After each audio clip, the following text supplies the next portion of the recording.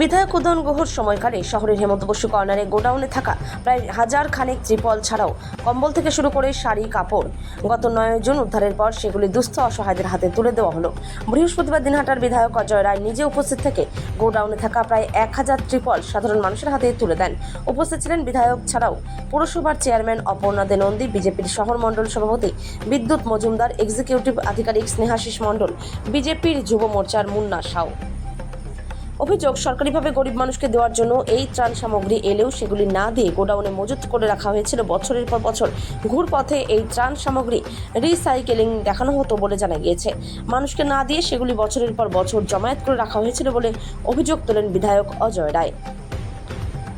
কোচবিহার থেকে সুমন মণ্ডলের report, big news Bangla. দেখি যে প্রচুর মাল, এটা দিনহাটা বিধানসভার সাধারণ মানুষের মাল।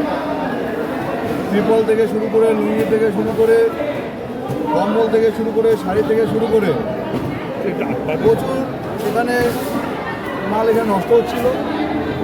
আমরা খুলে দেখার পরে যখন এই পরিস্থিতি দেখতে পাই এবং এর পরবর্তীতে আমি এসডিও সাহেব এবং ডিএমএ সাহেবের সাথে কথা হয় এবং যেহেতু এগুলো জনগণের জিনিস, তো জনগণের কাছে এতদিন পৌঁছে দেওয়া হয়নি এবং পরে পরে নষ্ট হচ্ছিল। যেহেতু বর্ষার মৌসুম চলছে, তো অনেকের বাড়িতে দেখবেন টিন আছে, হয়তো টিন ফুটো, একটা ত্রিপল দিলে হয়তো সেই জল থেকে রক্ষা পাবে। তো অনেকে হয়তো সেই টিন হয়তো চলার যোগ্য নয়, কেউ হয়তো ত্রিপল দিয়ে বর্ষা কাটান।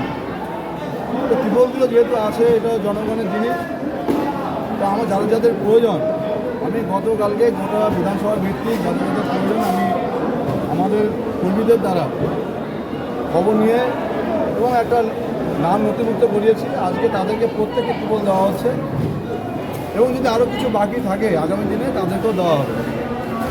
এবং যেসব আরও যে অন্যান্য যে লুঙ্গি থেকে শুরু করে, শাড়ি থেকে শুরু করে, কম্বল থেকে শুরু করে যেসব জিনিসগুলো রয়েছে, আগামী দিনে সেই জিনিসগুলো যাতে দিনহাটা মানুষের কাছে, দুস্থ মানুষের কাছে পৌঁছে দেওয়া যায়, সেই চেষ্টা আমরা করি। সবাই আমার আন্তরিক সম্মান শুভেচ্ছা ও ভালোবাসা জানাচ্ছি।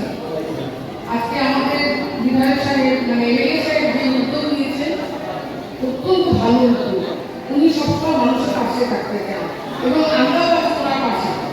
এই যেভাবে এখানে বেড কাভার বা বাচ্চাদের জামা আছে, শাড়ি আছে, ধুতি আছে, তারপর লুঙ্গি আছে, এরকম প্রচুর জিনিস এই জগতের আমরা পাই।